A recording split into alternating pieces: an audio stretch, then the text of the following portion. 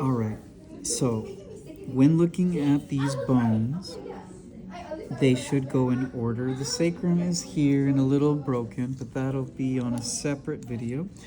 And so when we look at C1 and C2, these are special. They have their own unique look.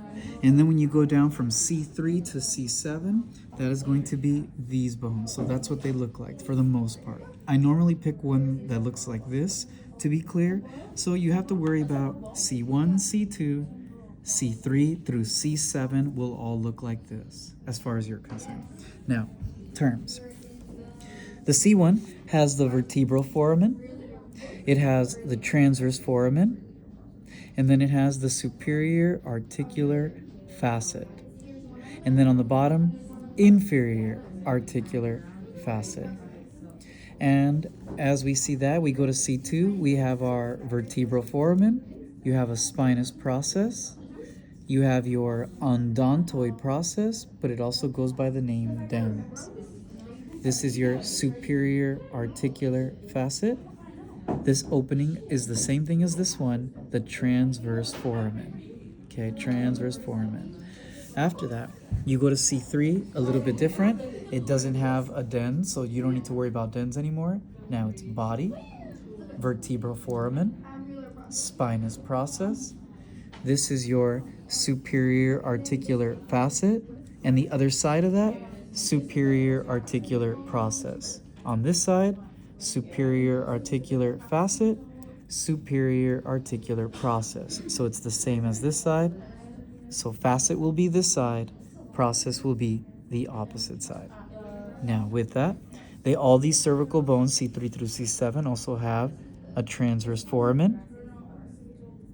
And that is all I can think of. Oh, when we flip the bone over or to the bottom, you have inferior articular facet, inferior articular facet, and on this opposite side, process, inferior articular process, inferior articular process. So the facets are on this side, the processes are on the opposite side.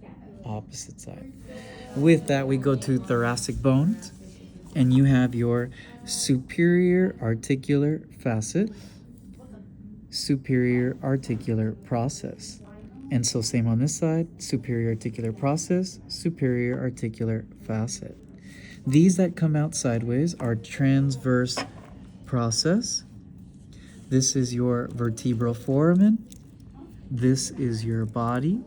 And this segment here is your costal demi-facet. Okay, costal demi-facet. It is technically the superior costal demi-facet, but just costal demi-facet for this section. And spinous process. The bottom, inferior articular facet, inferior articular facet, inferior articular process, inferior articular process. And then finally, our lumbar, there's no new terms to add. Body, vertebral foramen, transverse process, spinous process, and these are the superior articular facets, superior articular process on the other side. When you go to the bottom part, inferior articular facet, inferior articular facet, the opposite side, process, inferior articular process. And the sacrum, might as well do it now. We have our sacrum, we have our coccyx at the very end, sacrum. If you look at these openings, these are the posterior sacral foramen for one of them, foramina for all of them. So posterior sacral foramina. Next, this is the sacral crest, sort of like the spine of all of it, sacral crest.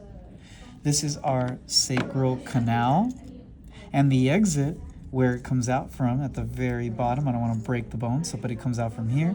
This is the sacral hiatus. Up here, body, superior articular facet, superior articular process on the other side. And with that, if you flip this bone and you look at those openings from the other side, you'll notice that there's an opening on this side as well. So these are the anterior sacral foramen. Anterior sacral foramen. And then there's one last term, the sacral ramus? No, sacral, the transverse ridges. That's going to be these ridges that you see running in a transverse direction. It's these little bumps, transverse ridges. And don't forget your coccyx. And that's it.